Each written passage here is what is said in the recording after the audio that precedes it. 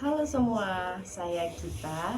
Di samping saya ada Ibu Ningsi, salah satu kader Surabaya hebat. Pendidikan tidak hanya terjadi di dalam ruang kelas. Hari ini kita akan bahas pendidikan non-formal, pengertiannya, peran hingga manfaat bagi masyarakat dan kemajuan kota kita. Langsung aja, Ibu Ningsi, bagaimana kabarnya Ibu hari ini? Alhamdulillah Sehat ya, sehat ya Ibu. Keluarga sehat Ibu? sehat. Alhamdulillah. Gitu. Saya dengar dari Pak RT Ibu merupakan salah satu kader KSH ya Bu ya. Betul ya Bu ya. Ya, Kader Surabaya. kader Surabaya hebat. Iya. Udah berapa lama Bu kalau boleh tahu? Kalau dari yang lama itu pengangkatan waktu terbit surat tugasnya itu ya 2015-an. Oh 2015. Tapi sebelum itu Sebelum udah jalan tahun sebelumnya itu tanpa surat jalan atau ya ada surat tugas, ada surat surat tugas? kayak bantu itu, tapi dulu itu dipilah-pilah kayak kader Bu Mantik biasanya yang meriksa jentik itu sendiri, kader balita itu sendiri, kader lansia sendiri. Nah, beberapa tahun mulai tahun berapa ya 2019 kalau nggak salah, sesudah COVID itu Iya. dijadikan satu. Jadinya KSH ini.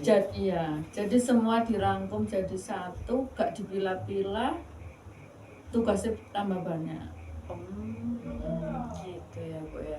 Berarti berapa tahun Ibu kira-kira dari 2015 sampai sekarang ya 2026? 12-an. Ada 12 tahun ya Ibu ya. Cukup lama ya Ibu. Untuk keseharian Ibu biasanya tiap hari selain menjadi KSH atau cuma ibu rumah tangga atau bagaimana? Ya kadang kalau ada kerjaan, ada yang dikerjakan itu loh, garap undangan gitu. Tapi itu kalau ada pesanan biasanya. Oh, jadi kayak pencetakan undangan gitu ya. Sama buat souvenir pernikahan, Souvenir pernikahan juga hampers. seperti itu. Gitu. Terus tadi kan Ibu bilang ya tugasnya KSH itu banyak. Dulu itu kan dipisah-pisahkan, ya sekarang dijadikan satu ya. Satu kegiatannya tambah banyak. Iya, kegiatannya apa aja nih Bu? Contohnya seperti apa? Kayak misalnya hari Contohnya Senin. dalam 1 bulan ada kegiatan penimbangan. Penimbangan itu dulu hanya buat balita, sekarang semua siklus hidup, dari mulai ibu hamil, ibu nifas, terus bayi, balita, usia produktif, usia remaja, prasekolah, sekolah, usia lansia, semua menyangkut siklus hidup. Berarti itu semuanya harus datang ke posyandu Harus itu? datang dengan undangan, soalnya kalau nggak gitu kan banyak membludak, jadi dibagi. Iya. Dulu lingkup kerjanya cuma 1 RT atau beberapa RT, sekarang 4 RT jadi satu. Jadi sekarang 4 RT jadi satu. Jadi sasarannya tambah banyak. 4 RT jadi satu. Itu ada tantangan tersendiri nggak Bu? Saya mikirnya Ya, satu jelas. RT aja. Satu RT Susah aja. ya. Sekarang ya kalau nggak kenal KSH, orang mau datang itu kan gak itu ya, gak menarik kalau nggak kenal kadernya. Jadi iya. kan harus pendekatan dengan warga. Iya, betul. Makanya pas di merger itu, supaya yang satu per RT ada yang kenal, mengundangnya kan dibagi. Jadi udah ada job desk-nya masing-masing ya. Misalnya RT 1 ini Iya. siapa yang ngundang, berarti jadi yang di kader. RT itu. Iya, kadernya dari RT 1 juga gitu. Oh, seperti itu ya Bu. Terus Terus apa kerjaannya KSH itu bukan hanya nimbang saja. Nah, kalau ada kasus orang sakit TB, kita harus kunjungan, tanya perkembangannya apa gitu, terus dilaporkan. Seumpama kayak ibu hamil KSH belum tahu atau belum laporan ke puskesmas. Terus yang bersangkutan ada resiko tinggi, misalnya wilayahnya kecil itu kan namanya Stunting. KEK ya, Oke. kurang energi kronis. Itu orangnya seumpama opname ke rumah sakit, itu laporan dari rumah sakit masuk ke wilayah setempat, wilayah puskesmas. Jadi turunnya ke KSH. KSH pendampingan itu. Tapi kalau nggak ada masalah sih aman-aman saja. Tapi kalau ada masalah ya itu Oke. sampai ke bawah. Biasanya kalau di kader itu selain penimbangan nih, tadi kan ibunya nyebutin ada penimbangan, terus apa namanya dari usia produktif sampai itu apa lagi? Apakah ada yang namanya penyuluhan? Waktu ada dulu namanya hanya posyandu balita ya. Sekarang kan ganti jadi posga. Posga itu posyandu keluarga ya, Iya, sasarannya betul. melalui apa semua siklus hidup itu bukan hanya timbang, Terus ngukur apa panjang badan, terus lingkar perut, lila. Kemarin dari puskesmas itu tenaga medis ada yang bawa kayak cek gula darah acak itu, kolesterol. Tapi bulan-bulan kemarin yang bulan Juni ini enggak ada. Karena mungkin dananya belum turun atau gimana, atau kurang. Terus kalau untuk penyuluhan apakah ada? Nah, itu ada, selalu ada penyuluhan. Selalu ada penyuluhan.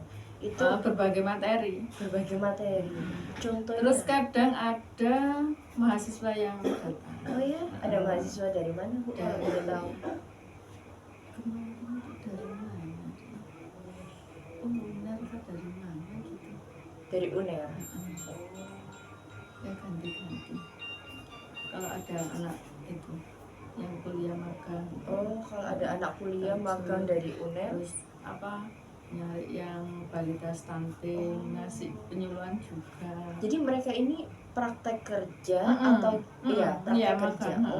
Magang. Jadi mereka magang di puskesmas gitu. Terus turun waktu ada kegiatan. Seperti itu. Terus yang melakukan penyuluhan ini siapa? Kadernya atau dari orang dari puskesmas? Dari puskesmas juga, kadernya juga harus bisa. Jadi dua-duanya ya? Tiap bulan itu kan kita sebelum kegiatan ada pertemuan. Iya. Nah itu sama apa yang dilakukan itu dibahas. Tiap bulan itu. Tiap bulan itu langsung. Terus tiap hari Selasa biasanya ada Zoom. Zoom itu menyeluruh dari semua. Itu Zoomnya membahas tentang apa? Penyuluhan itu? Iya, semua. Apa yang dibahas, yang perlu wawasan sebanyak yang dibahas. Cara belajar anak, cara makanan pendamping ASI, banyak pokoknya. Melalui Zoom itu.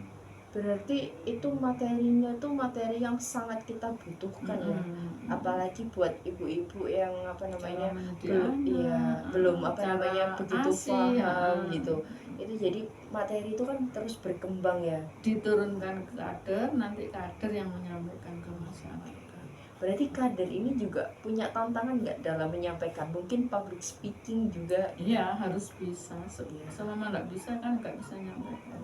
Itu aja sampai sekarang kadang kalau kita mengundang, kalau yang laki-laki ya monggo datang ke posga Pak, nanti kita bisa ukur berat badan. Lah apa diukur wis gede wis tuwek, bilangnya gitu. Kalau yang nggak pernah. Kadang ada yang orang senang malah tiap bulan minta datang, padahal kalau kondisi normal kan 3 bulan sekali atau 1 tahun sekali. Kecuali yang resiko kan. Benar. Oh jadi Jadi meskipun masih kita banyak. melakukan sosialisasi, Iya. kadang nerimanya itu tidak semua paham. Ngapain timbang, ngapain ke sana. Kadang ya ada yang mau tapi gak sabar, soalnya ya banyak Antri. pasien banyak yang itu Eh, banyak yang ditimbang, reken pelayanannya ruwet lah. Terus kita harus plotting hasil penimbangan juga, terus disampaikan sama ibu balita juga.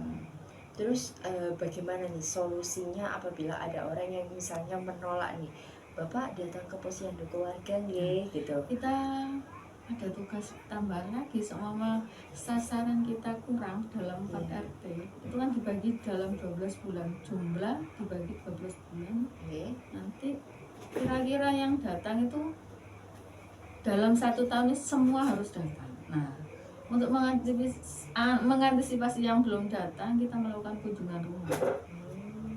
Jadi kita ke rumah, menimbang, mengukur semua itu. Gitu. Nah, itu tantangan kita Berarti sebetulnya. kalau Kalau seumpama kita ditolak, ya kita cari sasaran lain yang mau. Ya harus pinter-pinter ngomong. berarti gini, dapat disimpulkan kalau semisalnya kita udah mengundang tapi orangnya nggak datang, kita datangi langsung ke tempatnya. Iya, kita melakukan kunjungan. Nah, kalau dapat penolakan kita harus cari sasaran yang lain juga. Sasaran yang lain, atau kalau bisa kita bicara yang semanis mungkin supaya mau. Ayo, biar tahu berat badannya. Gitu. Tapi seumpama ada sasaran yang iya. biasanya harus minum obat atau tidak patuh minum obat, ya harus pintar-pintar merayu juga. Seperti itu. Tujuannya minum obat supaya apa? Supaya nanti penyakitnya gak tambah. Mama kalau tensinya tinggi dibilangi makemnya sing apa aja gitu.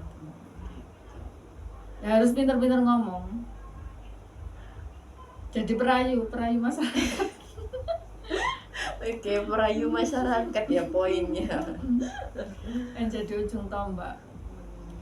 Seumpama nanti dalam kasus satu lingkungan ada kasus yang kena campak, itu kan masuk kejadian luar biasa. Itu kalau sampai ada kasus kayak gitu, biasanya kita kan ada imunisasi massal. Terus ya dilakukan gitu. Kalau ada kasus seumpama dalam kota Surabaya ada 4 yang kena campak, itu di lingkungan semuanya harus disuntik semua. Kalau ada kasus luar biasa, KLB, kasus luar biasa, kejadian luar biasa. Terus ada nggak penolakan yang ya pasti ada. Kan semua paham, nggak semua menerima. Iya. Terus kalau ada penolakan seperti itu, langkah apa nih yang diambil sama kader KSR? Kita biasanya melaporkan, terus nanti yang datang kayak ini orang Babinsa, perangkat setempat biasanya. Perangkat setempat. Jadi kayak Pak RT ya, itu Pak juga RT, terlibat RW, kepala desa itu semua turun tangan. Ya ngasih tahu bahayanya, semua nggak ikut kayak gini. Kadang kan kalau ada yang ngomong gak seperti mereka.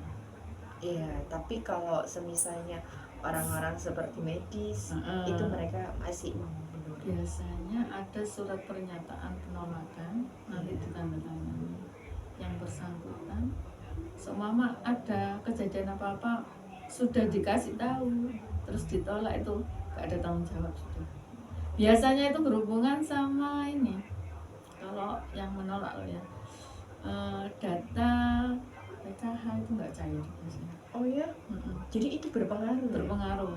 PKH itu sekarang ada tanda tangan ini ketua posga. Nanti setiap bulan biasanya kalau ada pertemuan itu dibawa sebagai absen. Seumpama nggak mau kayak imunisasi, itu ya bisa di blacklist lah namanya. Oh, jadi dari semua bantuan programnya pemerintah kita harus kalau mengikuti tidak ya. mendukung, Kalau tidak itu kita kan berarti tidak mendukung, Iya. tidak mensukseskan program pemerintah. Seperti itu. Balik lagi nih Bu ya, yang tadi soal imunisasi tadi kan imunisasi tadi. Oh sorry maaf, balik lagi soal kita penyampaian materi kepada ketika warga gitu ya Bu ya. Itu kan pasti ada yang menolak, ada yang enggak. Terus tantangan buat KSH harus bisa public speaking, penyampaiannya, pendekatannya, kita ya harus bukan? banyak Iya. belajar.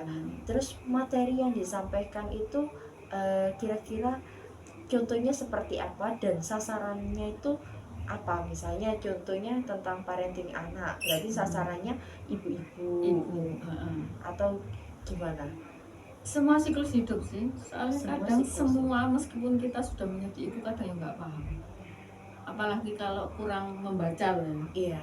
Itu nggak tahu. Sama kayak ini aja, jadwal imunisasi di buku pink itu biasanya kan ada.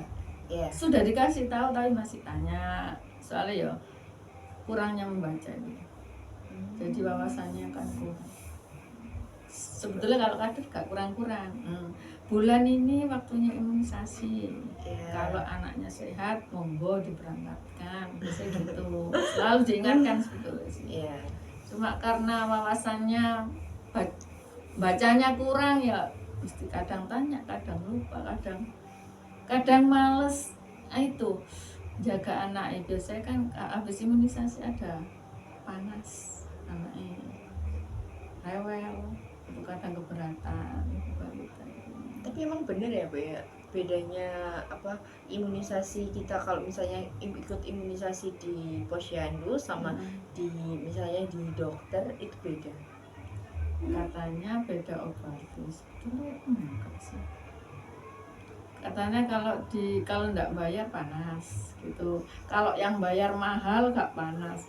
Padahal seumpama di bidan swasta, praktek swasta itu ngambilnya vaksinnya udah dari puskesmas sebetulnya sama. Ya? Cuma kalau kita ke bidan kan kita bayar. Kalau kita nggak berbayar toh, posyandu ke puskesmas kadang kita sarankan kalau di posyandu gak ada medisnya, lagi ada tugas lain, biasanya kita sarankan ke puskesmas atau ke puskesmas pembantu. Kita selalu menghimbau seperti itu. Baik. Terus selain kegiatan posyandu tadi, terus kegiatan ada Zoom meeting tadi ya sebelum melakukan kegiatan posyandu. Ya, lalu ada kegiatan apa lagi nih yang mencakup tadinya kan banyak kan pos-posnya itu banyak Ya, terus itu dijadikan satu. Tiap minggu kita biasanya hari Jumat itu apel Bumante. Itu tujuannya untuk pemberantasan apa? sarang nyamuk. Oh, pemberantasan sarang nyamuk. Habis apel kita keliling di rumah warga, yaitu center di kamar mandi, barang-barang yang sekiranya dapat dihinggapi jentik itu terus dilaporkan tiap minggu kita melaporkan. Gitu. Jadi kalau kita menemukan nih, misalnya ada genangan air dan ini berpotensi untuk nanti membuat sarang penyakit, gitu. Itu harus melakukan penyuluhan. Kita berarti melaporkan nanti melakukan penyuluhan pada yang tersebut, bukan yang ada genangan itu tadi, yang pemilik rumah itu tadi. Itu secara langsung atau kita nanti adakan pertemuan atau bagaimana? Nggak langsung. Langsung gitu. Jadi ketika kita menemukan sesuatu yang emang sekiranya kurang oke, kita langsung membenahi. Terus kayak rumah yang berantakan, kita sebisanya itu ngomongnya yang halus. Gimana itu cara ngomongnya? Maksudnya harus sering-sering dibersihkan ya Bu. Terus kamar mandi sering dikuras supaya nggak ada jentik. Tapi kadang karena mungkin air PDAM Surabaya ya, dari pipa, meskipun habis dibersihkan tetap ada jentiknya dari saluran. Jadi emang dari saluran? Dari sananya. Dari sananya. Ya harus pandai-pandai, harus ada filternya juga. Selain itu ada lagi Bu kegiatannya yang lain mungkin? Ya itu, kita kalau ada event apa itu biasanya tiap sebulan sekali lah ya, ada ini apa PMT lokal itu di PMT puskesmas. lokal. PMT cara itu, masak gitu. PMT itu panjangnya apa? PMT itu pemberian makanan tambahan. Untuk balita. Iya. Oh. Jadi itu untuk balita kategori apa Ibu? Kita biasanya kalau habis timbang itu dapat PMT. Nah, PMT itu dari puskesmas. Puskesmas. Itu sudah masuk kalori berapa itu puskesmas. Yang masak itu orang UMKM. Sudah Jadi itu diorganisir. itu pemberdayaan UMKM. Jadi pemberdayaan UMKM dapatnya dari puskesmas. Dari puskesmas. Dari pemerintah. Jadi mereka yang diberdayakan ini otomatis diajari sama puskesmas cara membuat makanan yang sesuai dengan gizinya. Menunya dari puskesmas, terus dibilangin cara masak juga. Kalau Jadi ada tahun-tahun pelatihannya dulu juga? waktu 2000 berapa Ada ya? pelatihannya? Ya ada pelatihan buat PMT. Kalau tahun dulu? Kalau tahun-tahun dulu ya biasanya kader bawa mungkin ya sing simpel-simpel kayak sop kacang hijau gitu. Kalau sekarang itu kudapan seperti kayak telur puyuh, terus sandwich telur itu. Iya. Kemarin itu sandwich telur, terus apa ya yang zaman sekarang namanya skotel makaroni. Iya. Kalau dulu itu berarti yang ngelola itu kadernya sendiri. Sekarang dalam satu lingkup kerjanya saja. sesuai lingkup kerjanya. Jadi itu tergantung macam-macam. Kita dapat dananya, setiap pos, iya. kita ngelola sendiri, kita yang memberikan. Sekarang langsung dari sana kita terima sudah jadi. Terimanya sudah jadi. Kadang kita itu dapat komplain. Saiki jajannya kok gak enak gitu. Kenapa seperti Maksudnya itu? Bukannya gak cocok. gizinya udah bagus Iya, ya? dari sana. Terus kita bilang, kita itu hanya nerima. Iya. Yang buat itu ahli gizi dari puskesmas. Makanan kudapan, bukan kayak kacang hijau, sop. Kalau dulu kan ya gising simple ya. Iya. Hanya itu aja. Kalau dulu yang simpel, kalau sekarang Nogosari. Kalau sekarang ya makanan kekinian kan. kekinian, tapi kurang. Telur gulung, makes kekinian itu. Telur gulung, terus macam-macam sih, gak paham. Lali kabeh jenenge. Tapi berarti ini mereka ini ada yang namanya pemberdayaan ibu-ibu UMKM, terus diberikan pelatihan untuk membuat PMT lokal tersebut. Ya, itu langsung dari puskesmas. Terus ada lagi secara nggak langsung ini membantu perekonomian nggak? Iya, membantu. Terus ada lagi kalau kita ada laporan balita 2T, itu namanya 2 bulan berturut-turut tidak naik. Kita biasanya itu masalah juga. Itu dapat tambahan makanan PMT lokal tiap hari. Biasanya kalau dananya turun kurang lebih itu 2 minggu itu dapat tiap hari. Tiap 1 minggu sekali kita timbang lagi anaknya. Maksudnya pengen tahu perkembangannya. Iya. Setelah makan itu kita harus memantau habis apa enggak. Oh, jadi kita melihat anaknya makannya gitu. Kita memberikan terus bilang ke ibu balita habis apa enggak, suka apa enggak. Kita laporan, isi di link, banyak kerjaan. Oh, ada linknya juga Bu? Link PMT, banyak link yang dikerjakan. Ada yang nggak dikerjakan meskipun kita kerja, insentif gak turun. Oh ya? Kita cara bayarnya kan ditransfer. Iya.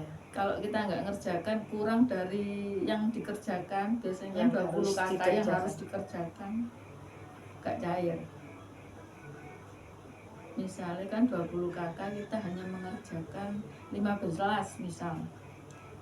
Itu sama dengan kita nggak kerja. Meskipun kita bolak-balik ke rumah sakit, kita ngapain, itu wes nggak dihitung. Oh, gitu. Soalnya yang bisa buat itu cair nggak dikerjakan. Nah, syaratnya itu mengerjakan link. Syaratnya itu link itu. Iya. Justru link itu lebih penting dibandingkan yang Padahal kita kayak kerja, gulung Iya. komeng. Astagfirullah. Iya. Gitu. Menurut Ibu Posyandu ini tuh bagaimana?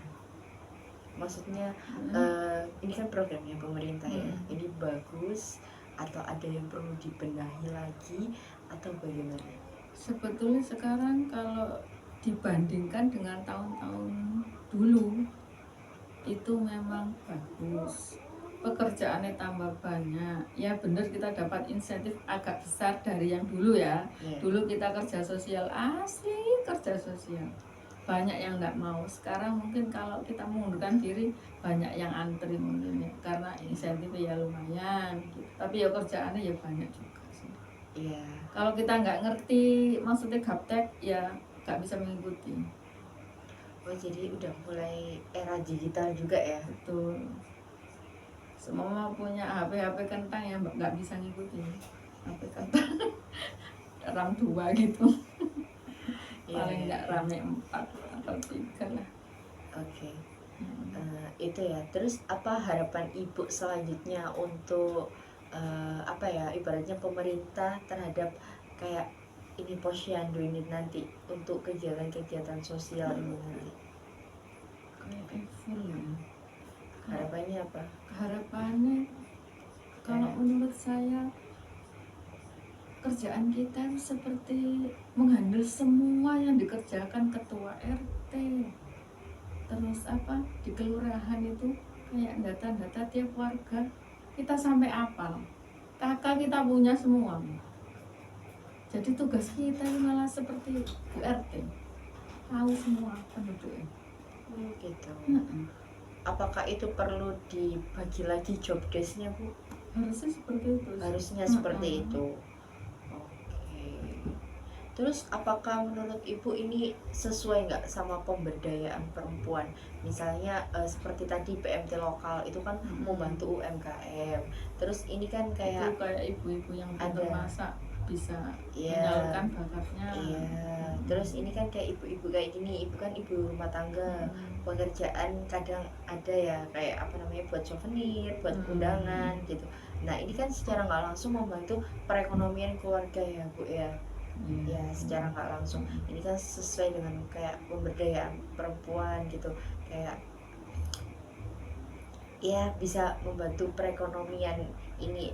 Apakah ini ya, apakah ini kayak udah sesuai atau ada lagi yang pengen ditambah program baru yang harusnya kayak program seperti ini loh yang lebih baik gitu? Sebetulnya programnya saat ini itu sudah bagus sebetulnya. Sudah bagus. Cuma ada yang kurang itu seperti kayak tensi.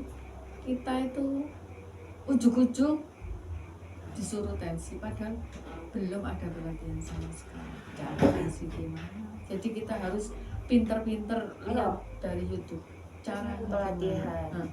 Berarti kurang secara praktek. Iya, pelatihan. ujuk-ujuk ada tugas. Ujuk-ujuk ada tugas. Oke. Itu yang menurut saya, menurut yang saya lihat sih ya, pengamatan saya seperti itu. Oke, berarti kita Saya juga pernah mengajukan itu komplain sama tenaga medis. Kita gak ada pelatihan cara tensi. Semua pegang tensi, orang nggak pernah. Yo agak berdeg ya. Kan? iya paham. Terus ujuk-ujuk suruh tensi. Dulunya tenaga medis yang nangani, sekarang kadang. Oke. Karena gak disalahkan kalau kadang masang ininya, pipanya kadang di atas harusnya di bawah. gak salah, soalnya memang gak ada pelatihnya. Iya kan kita nggak sekolah Iya. ya, nggak sekolah, maksudnya nggak sekolah Berarti yang kan cara gitu ngawur kan. kebidanan, nggak sekolah yang kesehatan. Kita hanya tenaga pembantu kan. Iya. Tapi ini sangat membantu ya. Iya. Oke, mungkin cukup sekian nih kita Sudah lama ya? ngobrol, sharing-sharing dengan Ibu, ya kan? Ibu Ningsih nih ya. Oke, cukup sekian ya Bu Ningsih. Terima kasih atas waktunya. Iya. Mohon maaf saya kalau ada salah kata atau perbuatan atau ucapan ya Bu ya. Barangkali saya ngomongnya ya agak bulat. Iya nggak apa-apa, Bulat-bulat. saya paham. Oke, saya paham. Oke, terima kasih ya Ibu. Terima kasih guys.